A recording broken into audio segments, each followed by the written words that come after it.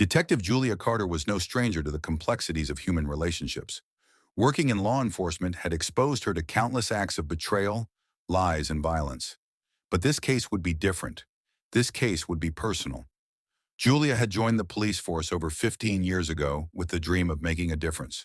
She had worked tirelessly, climbing through the ranks, earning respect from her colleagues. She had always believed that hard work and integrity would lead her to success. But it wasn't just her career that had defined her life. There had been another part, a relationship that had twisted and warped into something unrecognizable. Her story began with Captain Adam Brooks, a man who, at first, seemed to be everything Julia had ever wanted in a superior officer. He was smart, powerful, and confident, a figure she admired and looked up to. He was the kind of leader who could motivate his team with ease, someone who always seemed to know what to do in high-pressure situations. But it wasn't just his professional abilities that caught Julia's attention. It was his charm and charisma. Over time, the admiration shifted into something more personal. At first, Adam showed no interest in Julia beyond the professional realm.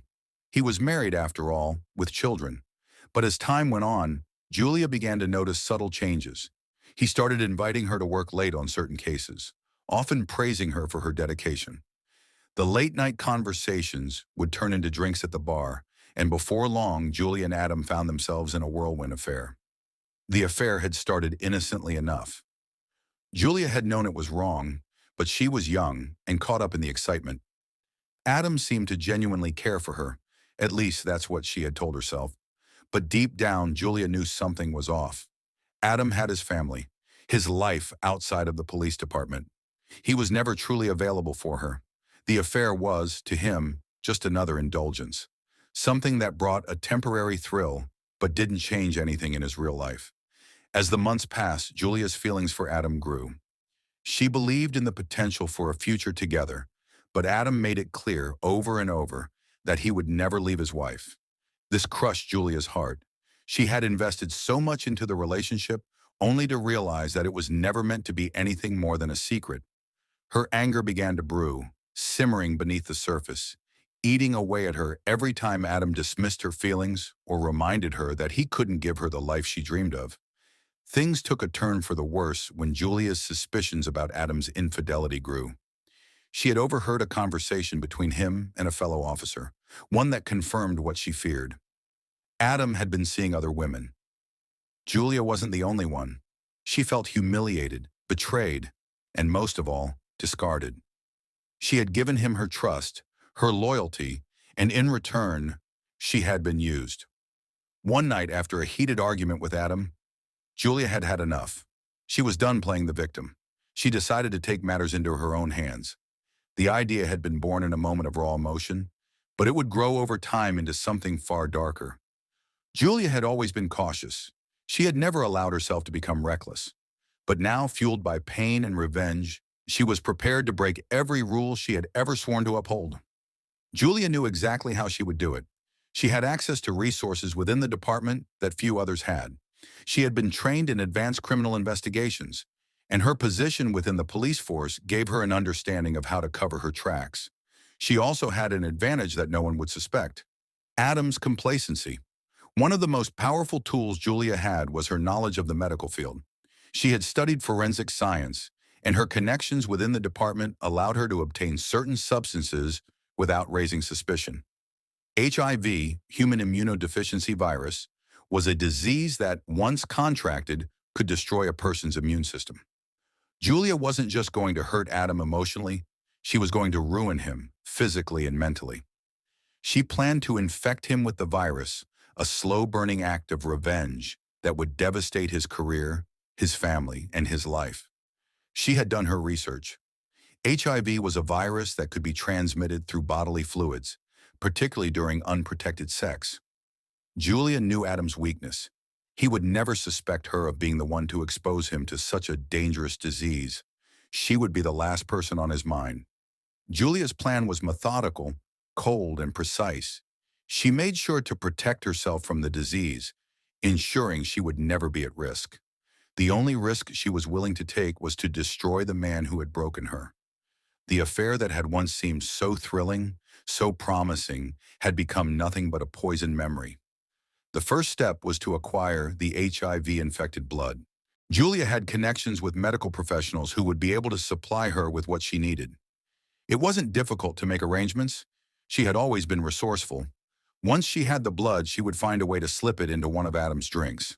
It would be a subtle, undetectable process, and by the time he figured out what had happened, it would be too late. Julia's heart raced as she thought about the final step. She had everything in place, everything planned down to the smallest detail. Her revenge would be swift and devastating. Adam would never see it coming. She was going to make him pay, not just for the affair, but for the emotional toll it had taken on her. She had given him everything, and in return, he had treated her like a disposable commodity.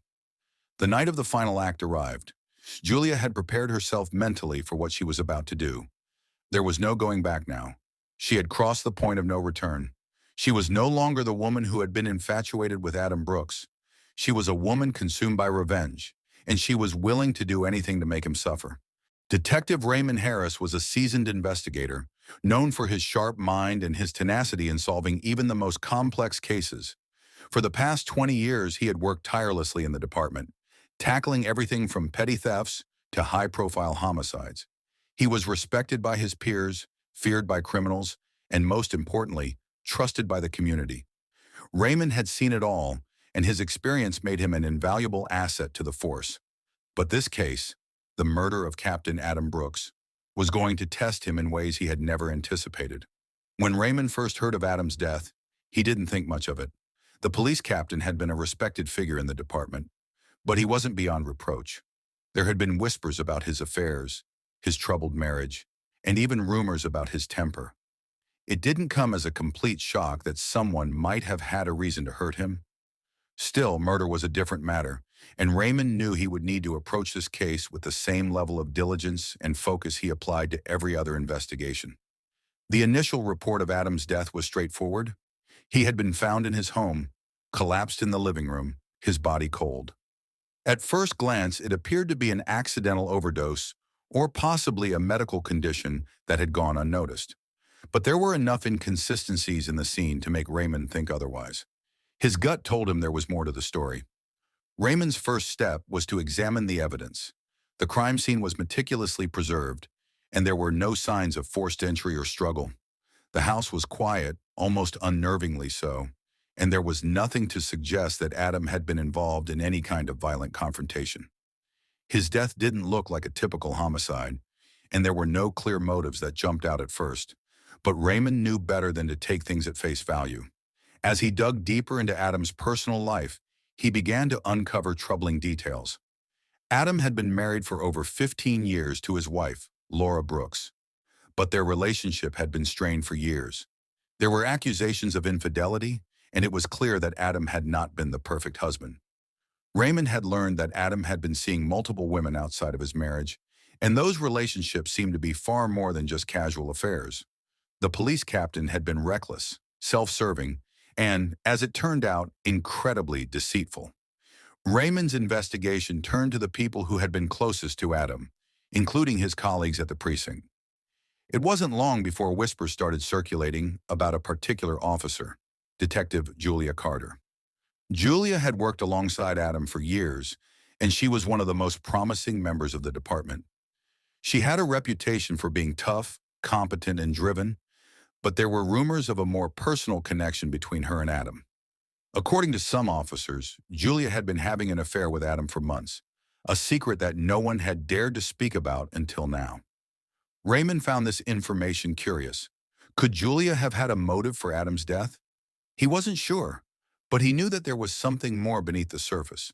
His instinct told him that Julia wasn't just a bystander in this story.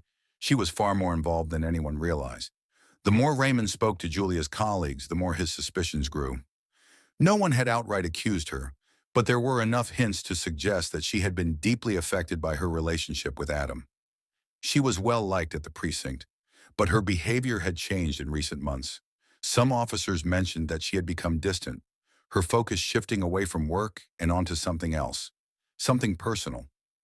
Others noted that she had become increasingly volatile, especially when Adam's name came up. Her mood swings had not gone unnoticed. Despite all the whispers, Raymond had no solid evidence linking Julia to Adam's death. Yet he couldn't shake the feeling that she was hiding something. To get to the truth, he would need to learn more about Julia and her relationship with the captain. He decided to pay her a visit. Julia had been working late, as she often did, when Raymond arrived at her apartment. The door opened with a creak, and Julia stood in the doorway, her expression unreadable.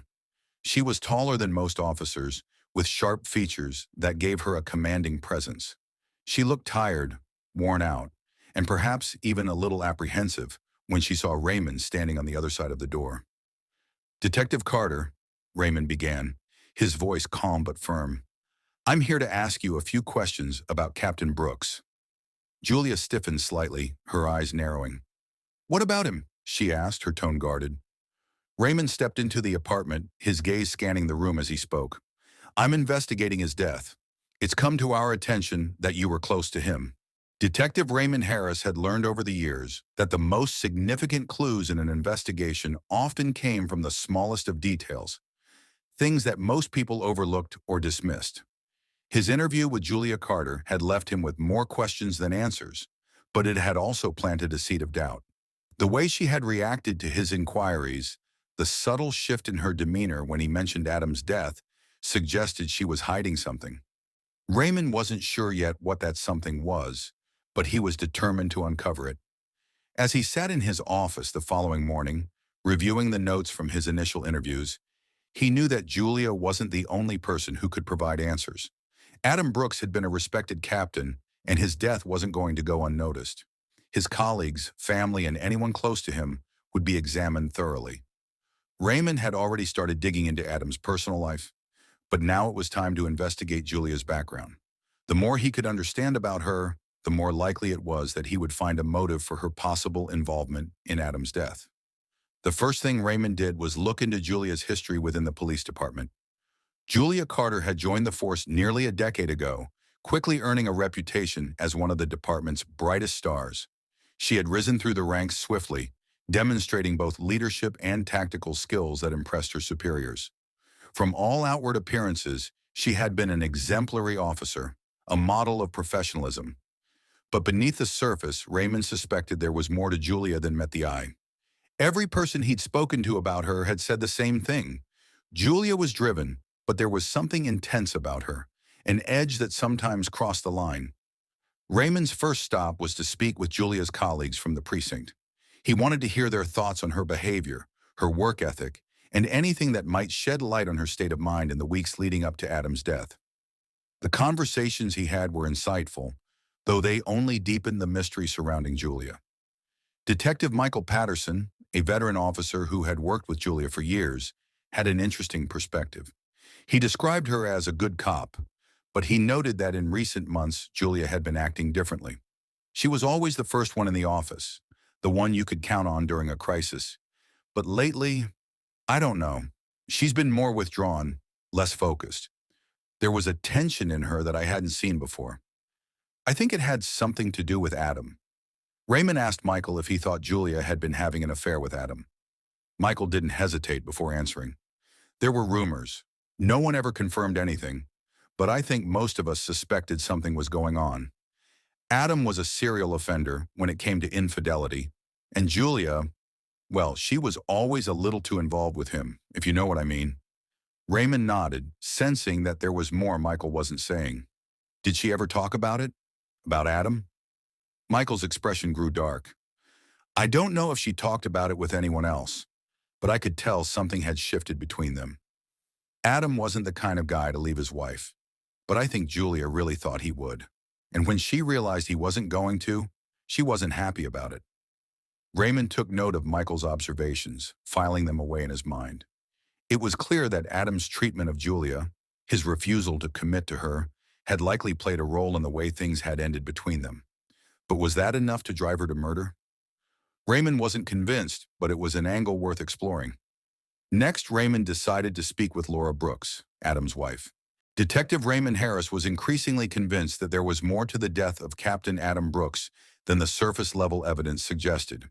With the information he had gathered so far, The threads of the case were starting to fray, but they weren't yet connected. The deepening mystery surrounding Julia Carter, the captain's open marriage with Laura, and the whispers about infidelity had created a complex web of motives. Raymond had now reached a crucial crossroads in the investigation. His interactions with Julia Carter and Laura Brooks had revealed some unexpected elements, particularly the revelation about the open marriage. But it didn't explain why Julia would want to go as far as to murder Adam. There had to be more behind the scenes. Raymond needed to dig deeper into Julia's personal life, her history, and perhaps most importantly, any incidents that could have triggered this extreme act of revenge. His first step was to return to the police precinct and investigate Julia's history with Adam more thoroughly. He had already spoken with some of her colleagues, but it was time to speak to someone who had worked closely with both Julia and Adam, someone who might have witnessed their interactions firsthand.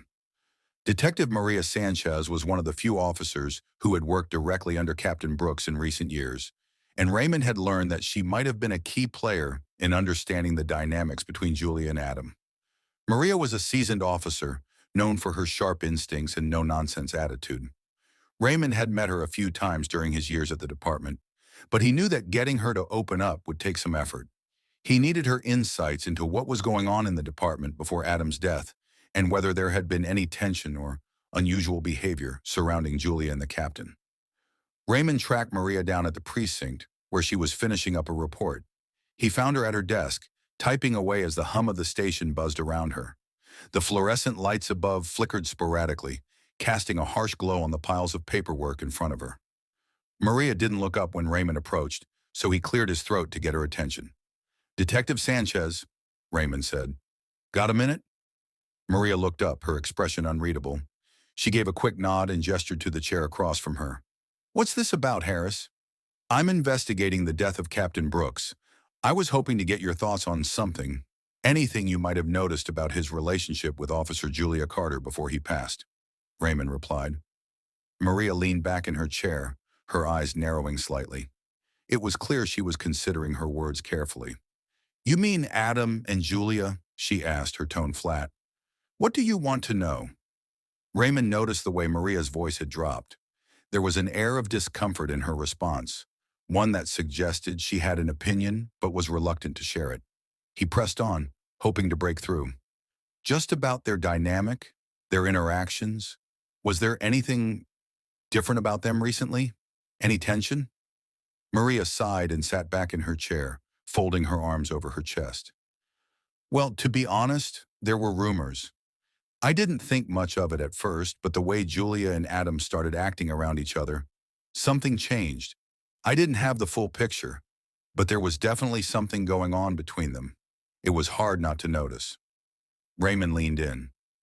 "Do you think it was a romantic relationship?" Maria hesitated, looking away as if she were sorting through her memories.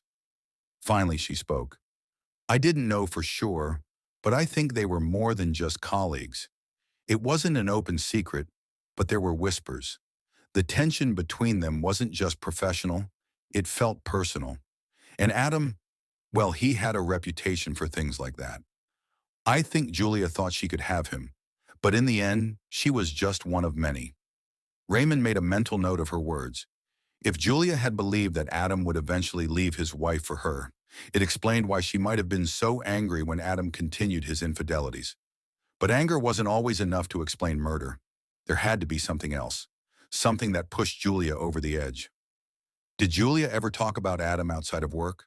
Raymond asked, hoping for more insight into their relationship. Maria shifted uncomfortably. She didn't talk about him directly, but it was clear she had feelings for him. It wasn't hard to read between the lines. Julia was a bit of an open book when it came to her emotions, even if she didn't like to admit it. I think she had convinced herself that Adam would leave his wife and be with her. When that didn't happen, I think it broke her. Raymond felt a growing sense of clarity. Julia's emotional investment in Adam, combined with his refusal to commit, seemed to have set the stage for something dark and dangerous. Detective Raymond Harris stood in front of Julia Carter's apartment, his thoughts racing. The investigation was entering a critical phase, and each new lead only seemed to deepen the complexity of the case. It was clear that Julia had been emotionally invested in Captain Adam Brooks, But the extent of her feelings and the psychological toll of his repeated rejections was only now coming to light. Raymond had been given a glimpse of the unraveling inside Julia's mind, but there was more to uncover. He had already spoken to Detective Maria Sanchez, who had painted a picture of an officer caught between professional duty and a personal obsession. But Raymond needed more than just her emotions. He needed a motive strong enough to drive someone to murder. He needed to understand how Julia could have gone from an officer deeply in love to a person capable of deliberately infecting her superior with HIV. With his next step planned, Raymond knocked on Julia's door. It opened almost immediately, revealing a woman who appeared to have no idea that her life was about to be turned upside down. Julia was in her mid-30s, with short, dark hair and a steely gaze that had always made her appear unapproachable.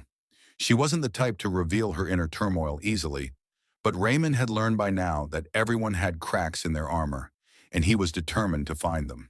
"Detective Harris," Julia said coldly, clearly recognizing him. She stood aside, allowing him to step into her apartment without offering a word of greeting. Raymond had grown accustomed to this type of treatment from suspects in the middle of an investigation. It was the calm before the storm, the moment when someone realized that the consequences of their actions were about to catch up with them. "Thank you for speaking with me, Julia," Raymond began as he took a seat at her kitchen table. He studied her carefully, looking for any sign of nervousness or guilt. Julia sat across from him, her hands folded on the table in front of her. She didn't seem anxious. Instead, she appeared composed, as if she had rehearsed for this moment, knowing it was inevitable. "Do you have a cup of coffee?" Raymond asked, attempting to ease the tension. Julia didn't smile, but she stood up and walked toward the counter, preparing a cup for him. She didn't speak as she worked, but Raymond noticed the way her movements were methodical, calculated. There was something about her behavior that suggested she was used to control, but in this situation, she was no longer in control. And that, Raymond knew, would be her undoing. After handing him the coffee, Julia returned to her seat and studied him with a careful expression. "What is this about, Detective?" she asked, her voice flat. "We've been investigating Captain Brooks' death, and I need to ask you about your relationship with him," Raymond said directly. "I know that you and Adam had some complicated interactions. I'd like to hear your side of the story." Julia's eyes flickered for just a moment before she regained her composure. "Complicated?" she repeated, almost mocking. "I'm not sure what you're implying, but I'll tell you this. I didn't have anything to do with his death." Raymond leaned forward slightly. "We're not just talking about his death, Julia. We're talking about the events that led up to it. And from where I stand, it looks like there's a lot more to your relationship with Adam than you're letting on. Was there ever anything more between you two?" "I know there were rumors about an affair." Julia's face tightened. "Rumors," she repeated, almost as if the word left a bitter taste in her mouth. "You've been talking to Maria, haven't you? I knew she'd get involved." She took a breath, then her tone shifted slightly. "Yes, I had feelings for Adam. I don't deny that. But he was married, Detective. And he wasn't interested in leaving his wife for me. I didn't expect him to. But the rumors, they were just that. Rumors." Raymond nodded, noting the slight tremor in her voice. It was a small detail, but it told him that she had not yet come to terms with the truth of her situation. Her emotional vulnerability was palpable, and Raymond was beginning to piece together the full extent of her relationship with Adam. It wasn't just a case of unrequited love. It was a case of possession. Julia's emotions were tangled with Adam's rejection, and it was clear that her need for him had spiraled into something much darker. "I understand, Julia," Raymond said, his voice softening slightly. "But that's not the only issue here, is it? You didn't just have an affair with Adam. You deliberately infected him with HIV. Why?" Julia's eyes narrowed, and for the first time, Raymond saw the wall she had built around herself begin to crack. She didn't flinch or look away, but there was a brief moment of hesitation before she spoke. "I didn't infect him," Julia said coldly, her tone now defensive. "You don't know what you're talking about." The air felt thick as Detective Raymond Harris walked back to his car, his mind buzzing with the weight of Julia Carter's confession. The emotional weight of her words had hung heavy in the room, but there was still more to be uncovered. Julia had given him the motive, revenge, betrayal, and unrequited love. But the question remained, how had she actually executed her plan? And how deep did this go? As Raymond drove to the police station, he reflected on the key points Julia had revealed. Adam Brooks, a respected captain in the department, had used her emotionally, promised her that he would leave his wife, and ultimately betrayed her. Julia had invested so much in the relationship, physically, emotionally, and even in the sacrifice of donating one of her kidneys to Adam, only to be discarded when he'd moved on. The betrayal was the final straw, the tipping point that led Julia to infect Adam with HIV. But it didn't just end with Julia's actions. There were other questions now. Who else was involved, if anyone? And how would Julia's motives influence the rest of the investigation? Raymond's mind raced as he entered the police department. He was already piecing together the puzzle, but there were still cracks in the story he needed to address. One thing was clear, though. Julia had orchestrated Adam's slow, painful descent. She knew the risks of what she was doing, and her willingness to push forward despite them spoke volumes about her desperation. When he arrived at the station, he went straight to his desk and opened the file on Adam's case. The autopsy results had come back, and while there was evidence of HIV in Adam's system, it didn't fully explain how he contracted the virus. There were other details too: medical records, police interviews, and the final moments leading to Adam's death. Raymond went over the reports again, looking for any discrepancies. What he discovered next wasn't something he had expected. Adam, though infected with HIV, had shown no signs of knowing his condition until after his death. The captain had been undergoing a series of tests due to declining health, but none of the results had been shared with him. The medical staff who had worked with Adam on his kidney transplant and subsequent recovery didn't have a clear understanding of his HIV status before his passing. That detail left Raymond uneasy. It meant Julia had worked harder to conceal her actions. The fact that Julia had deliberately infected Adam with HIV wasn't the only thing that needed investigation. There was also the matter of the timeline. Julia's infection had likely happened weeks before Adam's hospitalization, which raised another question. Why hadn't Adam shown any signs of the virus sooner? Was there something more involved? Was Julia's plan even more carefully crafted than he'd initially believed? Raymond needed to follow up on all of this. He picked up the phone and called his colleague, Detective Maria Sanchez. Maria, we need to go over Adam's medical records. There's something about his condition that doesn't add up. Within hours, Maria arrived at the station. Raymond filled her in on the latest developments: Julia's confession, Adam's medical history, and the strange timing of his symptoms. They agreed that they needed to find out more about Adam's treatment, particularly about any interactions he had with medical staff in the weeks leading up to his death. If there was anything suspicious about how Adam had contracted HIV, they needed to know it. The pair of detectives headed to the hospital where Adam had been treated. After showing their credentials, they gained access to Adam's medical files. The files were extensive. Adam had been under care for several months after his kidney transplant, and his condition had been closely monitored. However, the HIV diagnosis had been absent until his final tests, which indicated that the virus had already progressed significantly. His doctors were baffled. How had Adam contracted HIV without showing symptoms for such a long time?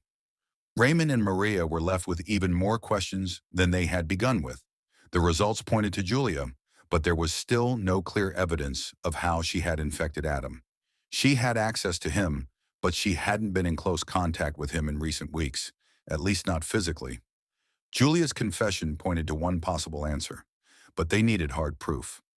After hours of combing through records and discussing their findings, Raymond and Maria reached a conclusion. Julia had been careful. She had carefully planned her revenge over a period of time.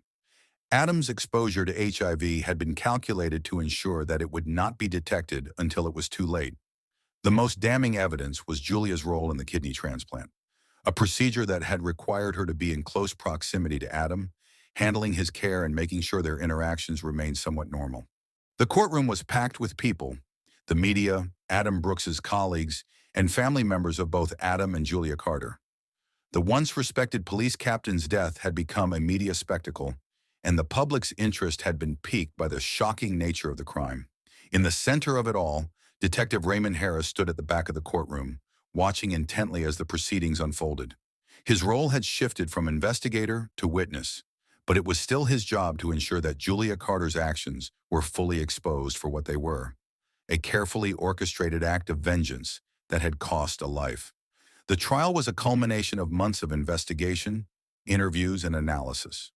Julia Carter, the woman who had once served with distinction as a police officer, was now sitting in the defendant's chair, her face a mask of cold determination. She hadn't shown any real remorse for what she had done. Throughout the trial, she had maintained that she had been wronged, that her actions were justified because Adam had betrayed her after all she had sacrificed for him. Yet deep down, the world knew her actions went beyond the realm of forgiveness. She had chosen to end a life with methodical precision, and now she had to face the consequences. Raymond couldn't help but feel a sense of closure as the trial reached its final stage. He had spent countless hours tracking down leads, analyzing medical records, and piecing together the timeline of events that had led to Adam's tragic death. His persistence had paid off, and now Julia was finally being held accountable for her actions. As the defense attorney made his closing arguments, Raymond reflected on the journey that had brought them to this point. The investigation had been long and grueling, filled with emotional highs and lows. From the moment Raymond had uncovered Julia's involvement in Adam's HIV infection to the painstaking hours spent verifying every detail of her plan, the detective had known that this case was far from ordinary. Julia wasn't just a suspect. She was a woman consumed by hurt and betrayal, her emotions manipulating every aspect of her decision-making process. Her story was one of unrequited love, of giving too much to someone who couldn't return her feelings. And in that darkness, Julia had been driven to a place of no return. But despite the emotional complexity of the case, Raymond also knew that justice had to prevail. Julia had planned Adam's death, and the evidence was irrefutable. The combination of her confession, the medical records, and the detailed timeline of their interactions painted a clear picture of premeditated murder. Julia had knowingly and deliberately infected Adam with HIV. There was no room for ambiguity in the facts. The defense had tried to argue that Julia had acted in the heat of the moment, driven by passion and emotional instability. They claimed she was a victim of circumstance, manipulated by her love for Adam and her sense of betrayal. But the evidence didn't support that narrative. Julia had planned her actions over time. She had used her access to Adam's medical care to infect him, knowing full well the consequences of her actions. The prosecution had expertly dismantled the defense's claims, presenting the case for what it truly was: murder. As the judge delivered the verdict, the room fell silent. Julia Carter was found guilty of first-degree murder. There were no second chances for her, no leniency to be found. The jury had spoken, and the punishment for her crime would be severe.